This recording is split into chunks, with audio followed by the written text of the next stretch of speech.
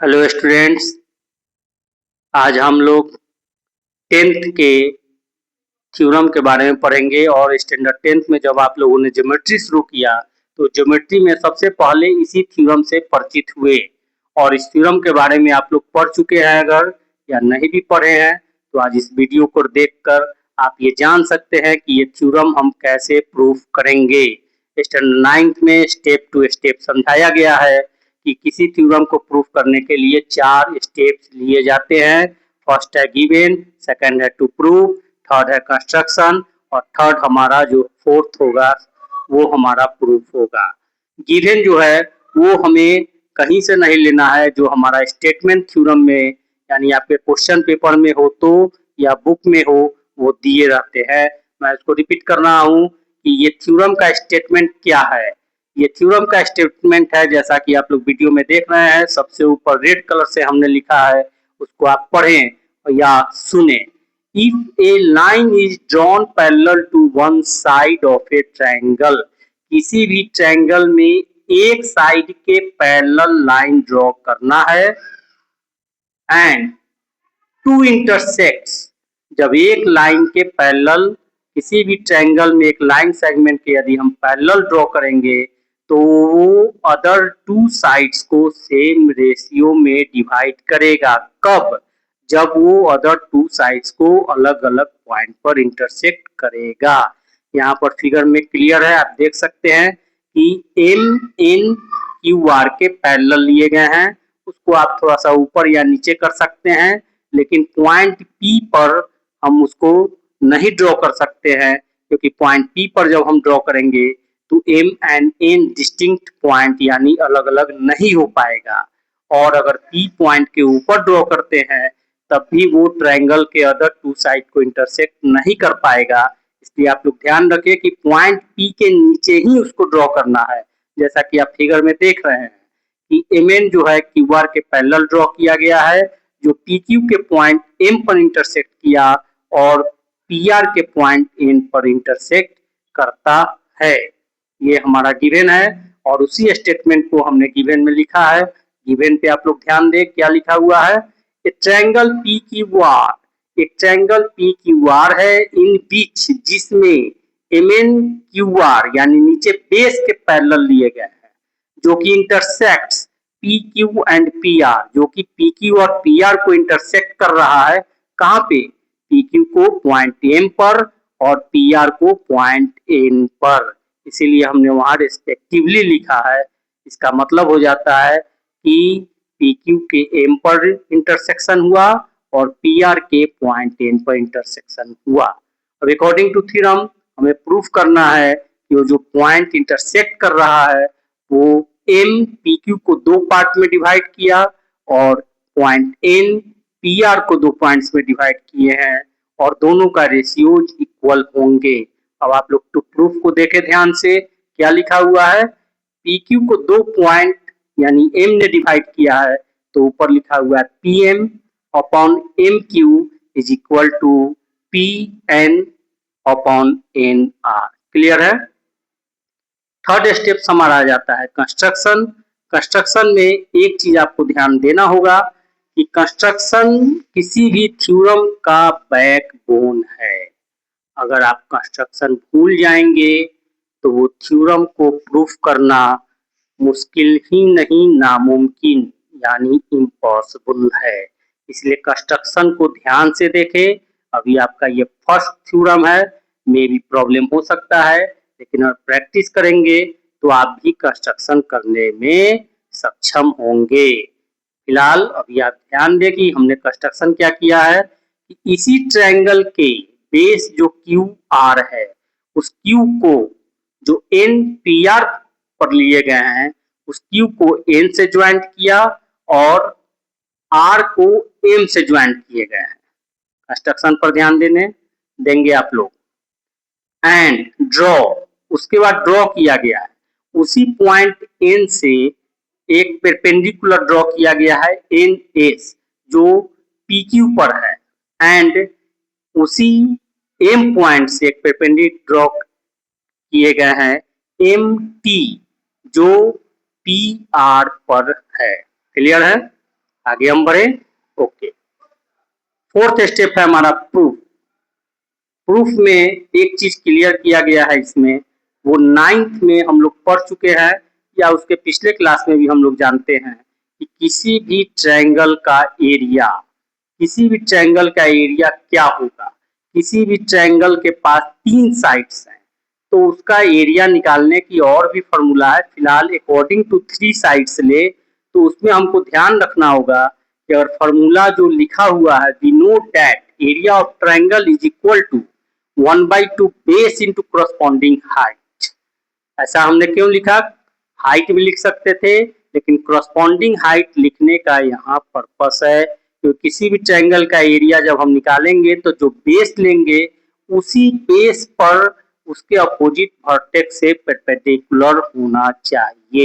ये हमारा 9th standard में क्लियर है, उसके पहले भी आप लोग जानते हैं और ये पॉपुलर फॉर्मूला है। Area of triangle is equal to 1/2 base into corresponding height. आगे बढ़ते हैं। जस्ट उसके नीचे आप लोग देखें कि एरिया ऑफ ट्रायंगल PMN, जैसा कि ट्रायंगल के अपवर्ड ऊपर देखें एक ट्रायंगल फॉर्म कर रहा है ट्रायंगल PMN, उसका एरिया हम लोग करस्पॉन्डिंग हाइट के अकॉर्डिंग 3 तरह से निकाल सकते हैं। अगर बेस MN ले तो P से परपेंडिकुलर होना चाहिए जो कि इस फिगर में नहीं ड्रॉ किया हुआ है। अगर बेस PM ले तो हमारा यहाँ परपेंडिकुलर हाइट यानी करस्पॉन्डिंग हाइट NS हो जाएगा। अगर बेस PN ले तो हमारा परपेंडिकुलर हाइट PN पर जो है वो MT हो जाएगा। इसलिए हमने लिखा है area of triangle PMN upon area of triangle MNQ is equal to PMN पर ध्यान दे, वहां लिखा गया है 1/2 PM, बेस हमने क्या लिया PM, तो PM पर जो उसके अपोजिट वर्टेक्स यानी N से जो परपेंडिकुलर ड्रॉ है वही हमारा करस्पॉन्डिंग हाइट होगा। इसलिए हमने लिखा 1/2 PM into NS upon area of MNQ। MNQ में हम क्या देख रहे हैं कि बेस तो हमने MQ ले लिया लेकिन पॉइंट M पर एक ऑब्ट्यूज एंगल का फॉर्मेशन हो रहा है, इसलिए MQ पर यदि परपेंडिकुलर डालेंगे तो वो ट्रायंगल के आउटसाइड में होंगे। दैट मींस NS जो परपेंडिकुलर है वही करस्पॉन्डिंग हाइट MQN का होगा। इसलिए हमने लिखा 1/2 बेस MQ और उसका करस्पॉन्डिंग हाइट NS ही होगा। क्लियर है? दोनों के न्यूमरेटर डिनोमिनेटर में देख रहे हैं कि दो टर्म सेम है, 1/2 एंड NS कैंसिल हो गया एंड वी गेट PM/MQ। अगर स्टेप नहीं समझ रहे हैं तो ध्यान दें कि इक्वेशन 1 कहाँ है, वहां पर आप देखें कि PM/MQ को हमने इक्वेशन 1 मान लिया। क्लियर है? जस्ट उसके नीचे and area of PMN, area of PMN upon area of RMN, तो PMN का एरिया क्या होगा 1/2, वही ट्रायंगल PMN हमने फिर लिया लेकिन बेस यहाँ पर यूज किया है PN, तो उसके करस्पॉन्डिंग हाइट कौन होंगे MT, इसलिए इनटू MT लिखे गए हैं and upon area of triangle RMN, तो RMN के लिए हमने बेस लिया NR, तो NR फिर जस्ट लाइक जैसे पहले हमने समझाया कि ट्रायंगल MNR में पॉइंट N पर ऑब्ट्यूज एंगल ट्रायंगल है, इसलिए इसका करस्पॉन्डिंग हाइट MT ही होगा। इसलिए हमने लिखा 1/2 NR इंटू MT। दोनों को देखें तो न्यूमरेटर और डिनोमिनेटर में 1/T और MT कॉमन है जो कैंसिल हो जाएंगे और हमें क्या मिलेगा, वी गेट PN/NR जो हमारा इक्वेशन 2 का फॉर्मेशन करता है। इक्वेशन ऑन 1 और 2 क्लियर है? अब आगे बढ़ने के पहले एक चीज जान ले कि हमारा जो इक्वेशन 1 है उसके RHS में क्या लिखा हुआ है। ध्यान दे, वहां लिखा हुआ है PM/MQ और सेकंड इक्वेशन में RHS में क्या है PN/NR। तो प्रूफ को अगर कंपेयर करके देखें तो हम देख रहे हैं कि हमारा इक्वेशन 1 और 2 का RHS अगर इक्वल हो जाए तो हमारा प्रूफ हो जाएगा। बट किसी भी इक्वेशन के आरएचएस को हम इक्वल कब लिख सकते हैं, जब दोनों इक्वेशंस में एलएचएस इक्वल होगा। एलएचएस पर ध्यान दे, एलएचएस में क्या है, फर्स्ट इक्वेशन में area of triangle PMN upon area of triangle MNQ है, और सेकंड इक्वेशन में एलएचएस क्या है, area of PMN upon area of RMN है। दोनों का न्यूमरेटर तो सेम है बट हमारा डिनोमिनेटर डिफरेंट है। अगर इसी दोनों डिनोमिनेटर यानी दोनों इक्वेशंस के डिनोमिनेटर को इक्वल अगर प्रूफ कर दे तो हमारा एलएचएस इक्वल हो जाएगा, और दोनों इक्वेशंस के जब एलएचएस इक्वल हो जाएंगे तो हम आरएचएस को इक्वल लिख सकते हैं और इजीली हमें प्रूफ मिल जाएगा। अब इसके लिए आगे बढ़ते हैं। उसके बाद हमने क्या लिखा, नाउ ट्रायंगल MNQ जो कि फर्स्ट इक्वेशन का डिनोमिनेटर है एंड ट्रायंगल RMN जो कि सेकंड इक्वेशन के डिनोमिनेटर है ऑन द सेम बेस। दोनों ट्रायंगल को ध्यान से देखें फिगर में, MNQ का एक बेस MN है और ट्रायंगल RMN का भी वही बेस है MN, इसीलिए लिखा गया same base MN। And between, and यानी और दोनों कहाँ है, बिटवीन द सेम पैरेलल्स, दोनों के दोनों same parallels MN and QR के बीच है। ये MN एंड QR पैरेलल क्यों है, ये हमने अपने से नहीं लिया है, एक गिवन में ध्यान दे।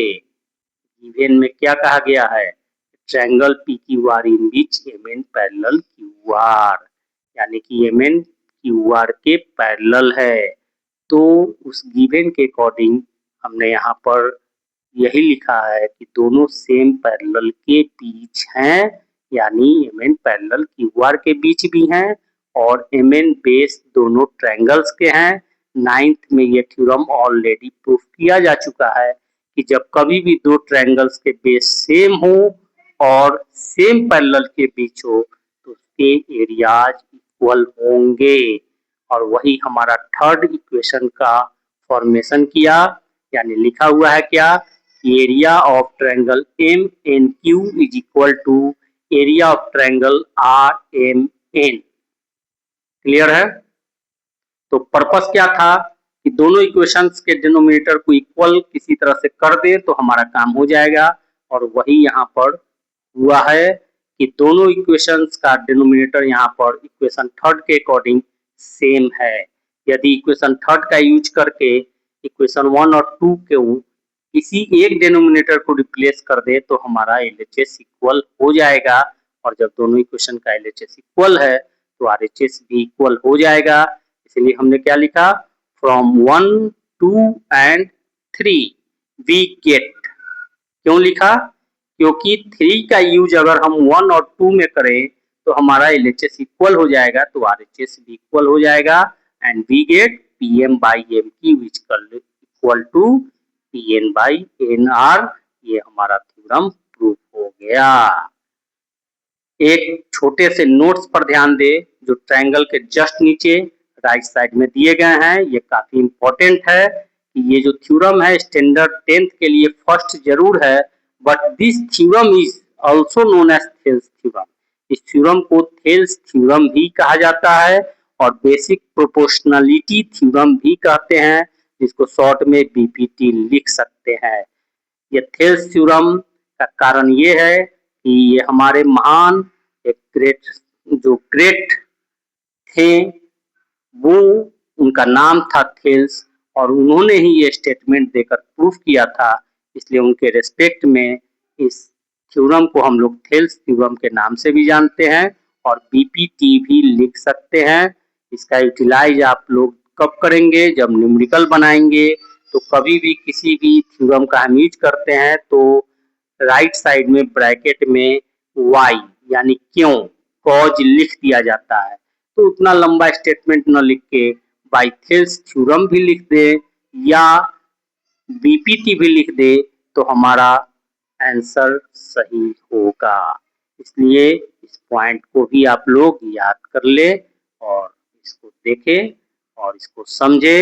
अगर किसी तरह का प्रॉब्लम हो, आगे आपको कुछ नहीं करना है, कमेंट्स में आप लिख दे कि सर कृपया इसे रिपीट करें, तो मैं इसको बोर्ड पर स्टेप बाय स्टेप फिर बनाकर वीडियो अपलोड कर दूंगा।